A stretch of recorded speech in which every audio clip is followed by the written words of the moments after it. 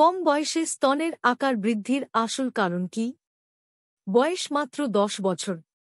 আর এই বয়সেই বালিকার স্তনযুগল কার্যত পরিণত বয়স্কের স্তনের আকারের। এই ঘটনা এক বিরল রোগের উদাহরণ। চিকিৎসার পরিভাষায় একে বলে জাইগান্টোম্যাটসিয়া।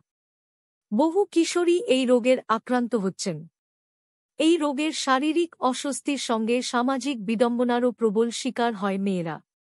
স্তনের এমন গঠন অল্প বয়সে আসতেই বহু মেয়েই তার পরিচিত মহলে আলাদাভাবে পরিচিত হওয়ার মতো সমস্যায় পড়েন। বাড়তে থাকে মানসিক চাপও।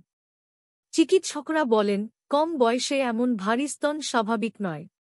চিকিৎসকদের পরামর্শ, স্তনে টিউমার থাকলেও অভিভাবকরা টের না পেলে এমনটা হয়। আবার যদি জাইগান্টোম্যাস্টিয়ার মতো রোগ থাকে শরীরে তাহলেও এমনটা হয়। মূলত মেয়েদের ক্ষেত্রে কিশোরী বয়সে ঋতুস্রাব শুরু হলে স্তনের আকার বাড়তে থাকে। তবে শহরের যে রোগীর কথা বলা হচ্ছে এখানে তার ক্ষেত্রে রোগটি ছিল বিরল। কারণ ঋতুস্রাব শুরুর আগেই আচমকা তার স্তনের আকার প্রকাণ্ড হতে থাকে। চিকিৎসকরা বলছেন, লাইফস্টাইলের দোষেই অনেক সময় এমন রোগের শিকার হতে হয়। এছাড়াও প্রবল নগরায়নের জেরে শরীরে যে কুপ্রভাব পড়তে থাকে তারই ফলে এমন রোগ জন্ম নেয়। তবে শহরের এই রোগীর বিরলতম রোগকে সারিয়ে ফেলতে পেরেছেন চিকিৎসকরা।